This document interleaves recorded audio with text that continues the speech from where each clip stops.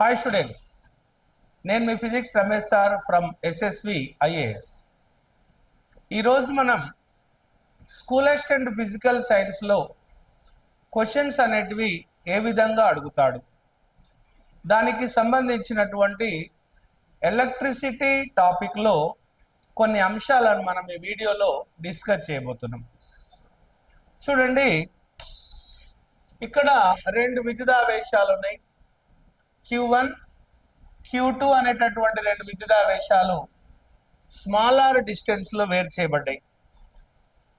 వీటి మధ్యన గాలి లేదా శూన్యం ఉన్నప్పుడు వాటి మధ్య ఉన్నటువంటి ఎలక్ట్రికల్ ఫోర్స్, సో విద్యుత్ బలం, ఆకర్షణ లేదా వికర్షణ బలం ఎలా ఉంటుంది అంటే F is equal to 1/4πε0 Q1 Q2 by R² కదా. ఇక్కడ ఎప్సిలాన్ నాట్ అనేది ఏంది? ఎప్సిలాన్ నాట్ అనేది ఆ రెండు ఆవేశాల మధ్య ఉన్నటువంటి యానకం యొక్క ధర్మం. కాబట్టి ఆ రెండు ఆవేశాల మధ్యన ఆ ఉన్నటువంటి యానక ప్రభావం అనేది ఆ ఆవేశాల మధ్య బలం మీద పనిచేస్తుంది కదా. దానిని ఎలక్ట్రిక్ పర్మియబిలిటీ అంటాం, విద్యుత్ ప్రవేశశీల్యత అంటాం. చూడండి, విద్యుత్ ప్రవేశశీల్యత రైటా. Electric permeability epsilon naught value 8.852 into 10⁻⁻12 newton metre square per coulomb square. మరి 1/4πε0 వాల్యూ ఎంత అంటే 9 × 10⁻9 coulomb square per newton metre square కదా. ఇప్పుడు మరి ఇదే రెండు ఆవేశాలను సేమ్ డిస్టెన్స్లో నీటిలో కానీ లేదా ఒక రాగి తీగతో కానీ లేదా ఒక వెండి తీగతో కానీ కలిపితే ఏమవుతుంది అంటే గాలి లేదా ఇతర యానకాలకు, గాలి లేదా శూన్యము కాకుండా ఇతర యానకాలకు, సో ఇతర యానకాలకు ఈ బలం ఏమవుతుంది? ఇది గాలిలో F0 అనుకోండి, మీడియంలో FM అనుకుంటే 1/4πε అవుతుంది. Q1 Q2 by R². ఓకేనమ్మా. మరి ఎప్సిలాన్ అంటే ఏంది? యానకం ప్రవేశశీల్యత. యానకం విద్యుత్ ప్రవేశశీల్యత, విద్యుత్ ప్రవేశశీల్యత అన్నమాట. ఓకేనా. మీడియం ఎలక్ట్రిక్ పర్మియబిలిటీ, దాని value epsilon equal to ε0 into K. ఇక్కడ K అనేది డైఎలక్ట్రిక్ కాన్స్టెంట్ అన్నమాట, రోధక స్థిరాంకం. ఓకేనమ్మా, రోధక స్థిరాంకము డైఎలక్ట్రిక్ కాన్స్టెంట్. మరి K వాల్యూ జనరల్గా ఫర్ ఎయిర్ అన్నమాట. ఎయిర్ ఆర్ వ్యాక్యూమ్కి ఈ K వాల్యూ 1 అవుతుంది. వాటర్కి K వాల్యూ N/, అవుతుంది. అదేవిధంగా ఫర్ మెటల్స్కి కనుక K వాల్యూ తీసుకుంటే ఇన్ఫినిటీ అవుతుంది. సో కాబట్టి ఇక్కడ K వాల్యూ అనేది పదార్థానికి మారుతుంది. ఇప్పుడు మనం ఏం చేస్తాడు, ఎగ్జామ్లో గాలి లేదా శూన్యంలో ఇంత బలం ఉంది, అదే అరేంజ్మెంట్ని నీటిలో కానీ లేదా వేరే యానకంలో కానీ ఉంచితే ఆ బలం ఏమవుతుంది అంటే శూన్యంలో లేదా గాలిలో ఆవేశాల మధ్య బలం ఇచ్చి యానకంలో బలాన్ని కనుక్కోమని చెప్పేసి చాలా సంవత్సరాల నుండి అడగడం జరుగుతుంది. స్కూల్ అసిస్టెంట్ వాళ్ళకే కాకుండా ఎంసెట్ వాళ్ళకు కూడా ఈ బిట్ అడగడానికి అవకాశం ఉంటుంది. చూడండి, మరి ఏ విధంగా దీన్ని మనం చేస్తాం. ఓకేనా. చూడండి, in air or vacuum, in air or vacuum, so F naught equal to 1 by 4 pi epsilon naught Q1 Q2 by R square. In medium, what is happening? Fm equal to 1 by 4 pi epsilon naught into K, kada, into Q1 Q2 by R square. మనకు మీడియంలో అడుగుతాడు కాబట్టి Fm by F naught చేస్తే Fm అంటే ఎంతమ్మా? 1 by 4 pi epsilon naught into K, Q1 Q2 by ఎంతమ్మా? R square divided by 1 by 4 pi epsilon naught Q1 Q2 by R square. 1 by 4 pi epsilon naught 1 by 4 pi epsilon naught Q1 by Q1 Q2 by R square, Q1 Q2 by R square cancel అవుతుంది. Cancel అయితే Fm by F naught is equal to ఎంత? 1 by K. అప్పుడు Fm equal to ఏమొచ్చిందమ్మా? F naught by K వచ్చింది. ఓకేనా? ఇది formula. అంటే యానకంలో బలం అనేది శూన్యంలో ఉన్నటువంటి బలం కంటే K రెట్లు తక్కువగా ఉంటుంది. ఓకేనా? ఫర్ ఎగ్జాంపుల్ నేను ఒక క్వశ్చన్ రాస్తున్నా, చూడండి ఇక్కడ చాలా జాగ్రత్తగా వినాలి. Question, the force between two charges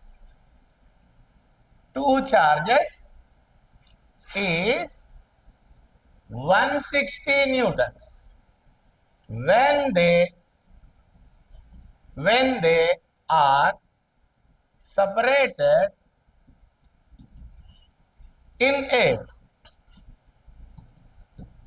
ఓకేనా? Same charges placed in water in same distance. Find the electrical force. Find the electrical force in water. Okay ma? So ikkada మనకి F నాట్ ఇచ్చిందమ్మా. F naught is equal to 160 newtons ఇచ్చాడు. So వాటర్కి KW value 80. ఓకేనా? So మనకు medium Fm equal to F naught by K. చాలా simple. F naught value 160, 80 dielectric constant రోధక స్థిరాంకం. Cancel అయితే ఎంత వస్తుందమ్మా? మనకు 2 న్యూటన్స్ కదా. సో ఈ విధంగా ఇంత చిన్న ప్రాబ్లం, రెండు విద్యుదావేశాలను గాలిలో వేరు చేసినప్పుడు వాటి మధ్య బలం 160 న్యూటన్లు, అవే ఆవేశాలను అంతే దూరంలో నీటిలో గనక ఉంచితే వాటి మధ్య బలం ఎంత అన్నాడు. వాటి మధ్య బలం ఎంతమ్మా? 2 న్యూటన్స్ అన్నమాట కదా. ఇప్పుడు చూడండి, జనరల్గా సెకండ్ వన్ ఇంకా మనకు ఏ విధంగా అడుగుతాడు. ఫర్ ఎగ్జాంపుల్ చూడండి, the force between two charges when they are in air is 40 newtons. Okay na? Find the force when the distance is doubled. Okay, నేను రెండు విద్యుదావేశాల మధ్య బలము ఎంత ఇచ్చినా, నేను మామూలుగా 40 న్యూటన్లు ఇచ్చిన, దూరాన్ని డబుల్ చేసినప్పుడు వాటి మధ్య బలం ఎంత అన్న. చూడండి F is equal to 1 by 4 pi epsilon naught Q1 Q2 by R square కదమ్మా. సో ఇక్కడ జనరల్ గా ఇది F1 అనుకుందాం, ఇది R1 అనుకుందాం. So F2 is equal to 1 by 4 pi epsilon naught Q1 Q2 by R2 square కదా. Charges ని మార్చలేం మనం.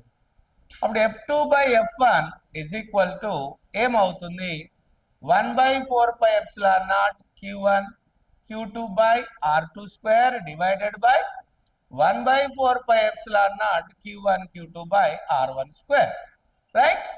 1 by 4 pi epsilon naught 1 by 4 pi epsilon naught Q1 Q2 cancel అయింది. మనకు ఏం మిగిలిందమ్మా అంటే F2 by F1 is equal to ఏమొచ్చిందమ్మా, ఓకేనా, ఈ R1 పైకి వెళ్ళిపోతుంది, R1 square by R2 square. So F2 by F1 equal to R1 by R2 whole square అమ్మా. So F2 is equal to F1 into R1 అంటే R1, R2ను నేను n రెట్లు పెంచితే nR1 అవుతుంది హోల్ స్క్వేర్ కదా. R1 R1 క్యాన్సిల్ అయితే F2 is equal to F1 by n square. Simple formula. So ఇక్కడ F1 అంటే ఎంత ఇచ్చినా ఎన్ని రెట్లు పెంచినా అనేది మనకు కావాలి కదా. చూడండి F ఎంత ఇచ్చినమ్మా, ఓకేనా, 40 న్యూటన్లు ఇచ్చిన F1.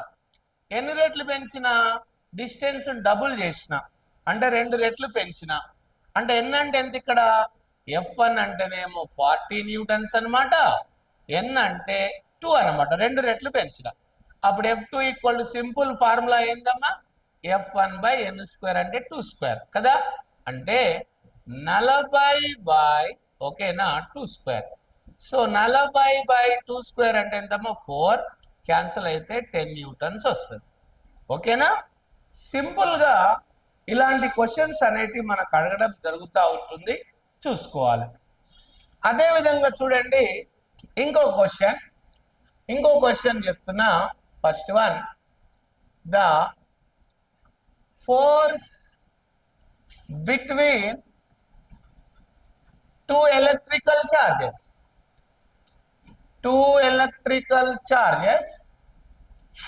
electrical charges when they are in air is 5 newtons.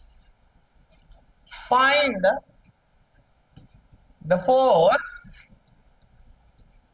when distance is of. ఓకేనా. డిస్టెన్స్ మనం ఆఫ్ చేసినప్పుడు ఫోర్స్ ఎంత అని అడిగిన. అంటే ఇప్పుడు డిస్టెన్స్ నేను సగానికి తగ్గించినప్పుడు ఏమవుతుందో ఒకసారి చూద్దాం.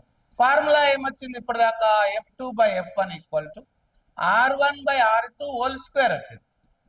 F2 by F1 equal to R1 అంటే R1 రాస్తా, R2 అంటే ఇక్కడ R1 by n, n times తగ్గించిన నేను, R1 క్యాన్సిల్ అయితే F2 by F1 equal to ఏమవుతుంది, పైకి n స్క్వేర్ అవుతుంది.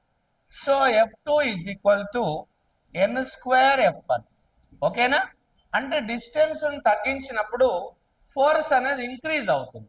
నేనేం చేసిన, n అంటే ఎన్ని రెట్లు తగ్గించిన, ఇక్కడ కూడా 2 రెట్లు తగ్గించిన. So F2 equal to n అంటే ఎంత రాస్తామా 2 స్క్వేర్, F1 అంటే ఎంత చెప్పండి, ఇక్కడ ఎన్ని న్యూటన్లు ఇచ్చిన నేను 5 న్యూటన్స్ కదా, 5 newtons. So F2 is equal to 2 square అంటే ఎంతమ్మా 4 into 5 newtons. So F2 equal to ఏమైందమ్మా 20 న్యూటన్స్ అయింది. సో ఇలా విద్యుదావేశాల మధ్యన బలానికి సంబంధించినటువంటి ప్రాబ్లం అనేది ఎగ్జామ్లో రావడానికి అవకాశం ఉంటుంది. ఇప్పుడు చూడండి మీకు ఇంకొక మంచి క్వశ్చన్ చెప్తున్నా ఇక్కడ నేను. ఏంటిది ఆ క్వశ్చన్ అంటే, ఇప్పుడు చూడండి జనరల్గా 4 కూలమ్స్ 5 కూలమ్స్ ఆర్ connected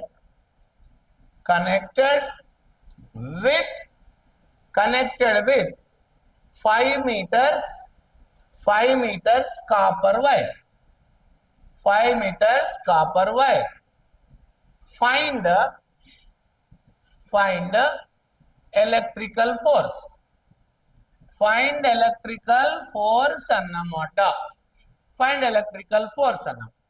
చూడండి, జనరల్ గా మీరు చేస్తే ఏం చేస్తాము, 1/4πε0 ఇంటూ Q1 Q2 బై ఎంతమ్మా R² కదా.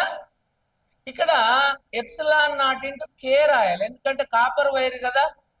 ఇవన్నీ సబ్స్టిట్యూట్ చేయవలసిన అవసరం లేదమ్మా, ఎందుకంటే మెటల్స్ కి K వాల్యూ ఇన్ఫినిటీ, 1/∞ వాల్యూ ఎంతమ్మా 0.